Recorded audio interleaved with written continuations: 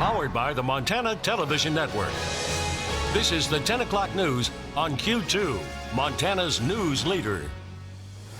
Good evening and thanks for joining us. I'm Russ Riesinger. Last night, Billings City Council passed a 2021 budget with a series of cuts to its departments and is now looking forward to a public safety mill levy. If passed, that levy would generate an additional $4 million for the city. But if it doesn't, well, more cuts will definitely be on the way. The cuts and the levy hope to fill an approximate $7 million shortfall in the 2021 budget, although it still uses $700,000 from the city's reserve funds or savings account. Q2's Mitch Legge sat down with Billings Mayor Bill Cole today to preview the levy.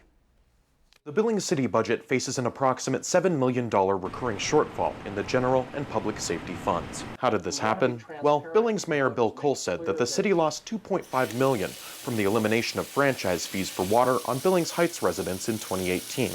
It's also hired more police and firefighters. Public safety, which includes police, firefighters, 911 operators, is funded mostly by property taxes. And the city charter prevents us from just raising property taxes. The mayor added that inflation has also caused the purchasing power of a dollar to drop over time, not helping the budget situation. In an all-mail election on September 15th, Billings voters will be asked to essentially repeal and replace a mill levy that passed 16 years ago in 2004. That old vote capped the levy to bring in $8.2 million. If passed, it will bring in an additional $4 million to the city every year. The September levy will not completely close our budget gap, and it won't provide those new resources for public safety. Therefore, it's likely that we're going to have to come back to the voters in future years. Right now, this is simply triage. The owner of a Billings home worth $211,000 would see a $57 per year increase on the property tax bill. The city council has already cut about $3 million from the 2021 budget. If the levy doesn't pass, there could be more cuts, which would very much impact public safety and the Parks Department. Possible increase of Park District 1, which would cost people more dollars, or also using up the last of our reserves. None of those are very good options. In Billings, Mitch Legge, MTN News. Well, before the COVID-19 pandemic, the City Council was looking toward a larger mill levy ask to expand public safety services in Billings. The council opted for a smaller amount due to the economic uncertainty brought on from the virus. There is new information tonight about a murder suspect killed in a shootout with U.S. Marshals in Billings.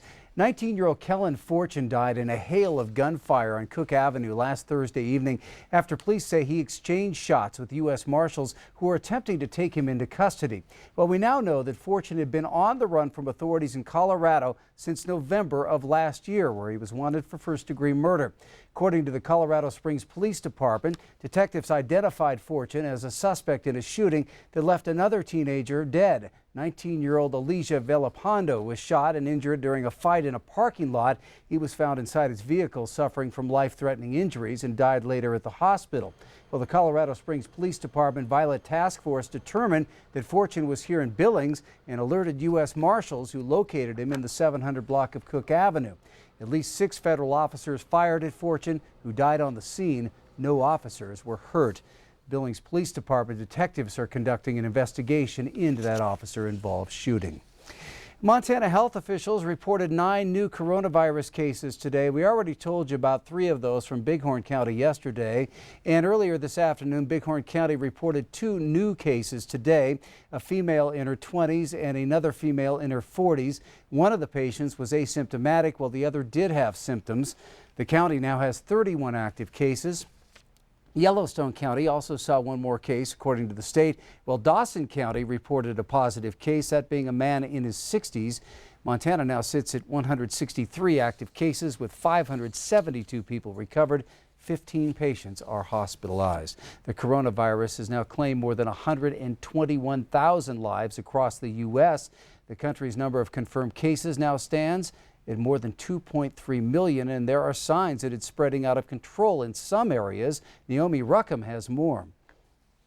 Dr. Anthony Fauci says the fight against the coronavirus is at a crucial stage. The next couple of weeks are going to be critical in our ability to address those surgings that we're seeing. The infectious disease expert testified on Capitol Hill Tuesday, 26 states are currently reporting increased numbers of infections, including some states that were among the earliest to ease their social distancing restrictions. We're now seeing a disturbing surge of infections that looks like it's a combination, but one of the things is an increase in community spread. Fauci said caution is the key to reopening the economy. The advice I would give to anyone and everyone to follow the guidelines, to stay within the framework of the particular phase of reopening you're in, and to not throw caution to the wind. Florida Governor Ron DeSantis said younger people are driving the recent spread of the virus. What we've seen, particularly over the last week, is a real explosion in new cases. In Texas, hospitalizations have spiked nearly 60% in the past week.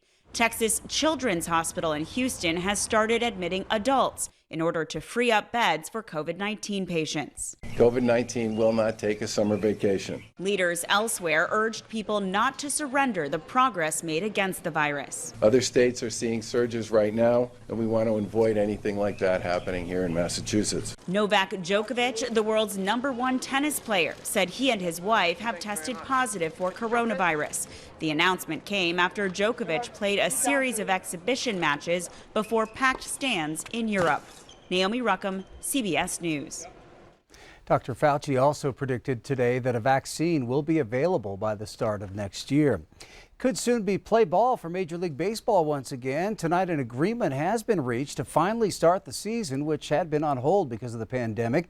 Players are expected to start returning to train on July 1st. The plan would be to play a 60-game schedule beginning a month from today on July 23rd in empty ballparks. There are no plans as of now for minor leagues to resume. And one day after NASCAR rallied around Bubba Wallace, the FBI concluded the incident was not a hate crime.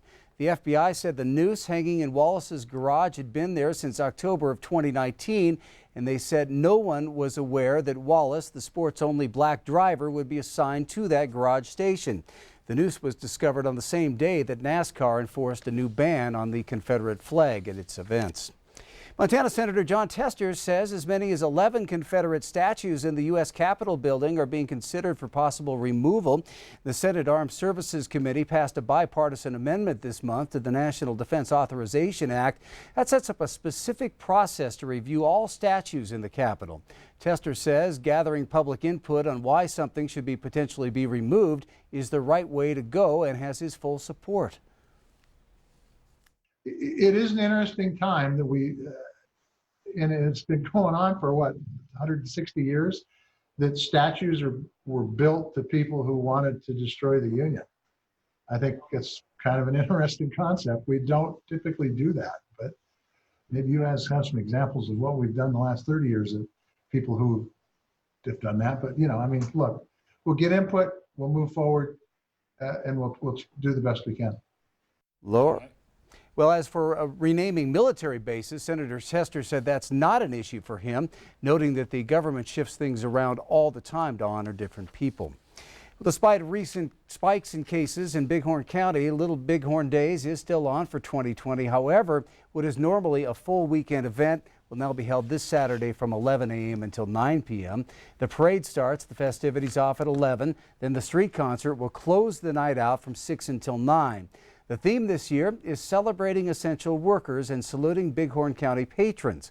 COVID guidelines and restrictions will be posted and encouraged at all events, and unlike most years, they are asking that only Bighorn County residents attend. Well, to keep the public safe, we do have the event coordinators that we've met with them at least 3 times over the last probably week, and they have laid out a very detailed plan, including social distancing. They've got waivers that they'll sign off. They'll be handing out masks. They'll be discussing all the implications of, COVID-19. This is an opportune time for Bighorn County residents to learn a lot more about COVID. And basically, we want to make certain that everybody stays safe and has a good time in a very appropriate fashion. And we'll have monitors there and others to make certain people are compliant. This week marks the 144th anniversary of the Little Bighorn Battle. Today, the National Park and Monuments reopened to visitors. The park had been closed due to COVID-19, but according to their Facebook page, the gates will now open daily from 8 a.m. until 4:30 p.m. While the battlefield is open for people to see, the visitor center, museum, and bookstore will still remain closed. Parking is also limited to help ensure social distancing, and the park strongly recommends that visitors wear face masks. For more information on the reopening, you can log on to ktvq.com. All right, turning to Chief Forecaster Bob McGuire. And Bob, you've been taking a look at the rainfall totals for June. Some parts of our viewing area could use a little help. Yeah, well, it's amazing because, up until about last week in the Billings area, we were really behind normal for this time of year for June. But things have totally changed and turned around. Let me show you what's happening. In the Billings area, we've actually done pretty well now. We're up at 2.5 inches. Last year at this time, we were at 1.48 inches, but places like Miles City, they haven't done as well. They're 0.87 inches so far this June. Last year this time they were 134. Over in Glasgow they're 131. Last year this time they're at 167, so obviously not quite up to last year's total as well. Livingston kind of in the same ballpark. They're at 1.21 inches so far this year in June, and last year they were at 1.79 inches of precipitation. But the good news here is we are expecting to see more rain move across the state next couple of days or so, and so look for those totals to be changing a little bit. We'll have more about that coming up in a few more minutes. Russ? All right, thank you, Bob. The West Laurel interchange is now open in all directions. That project started in 2017, and a few improvements. Lanes built to current standards, bridges replaced with wider shoulders and safer curves, plus a brand new bridge built at 19th Avenue West with ramps that allow full access to and from I-90. The overall goal of the 3-year project is to reduce the number of accidents. Well, Zoo Montana has a new family member, and if you're wondering what type of animal it is, take a listen.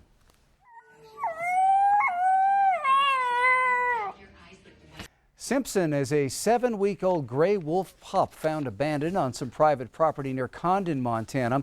He was spotted by property owners after seeing him walking up their driveway.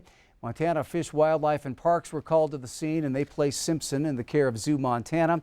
The staff promises to keep everyone updated on his progress, and hopefully with a few more cute pictures as well. Zoo Montana is now open to the public, but does have COVID restrictions in place. And for more information on the zoo and Simpson, you can visit ktvq.com. Still ahead on the Q2 10 o'clock news, we are teaming up with Billings Family Service and Master Lube in order to give back to those who need it most during this pandemic. We'll have the details coming up.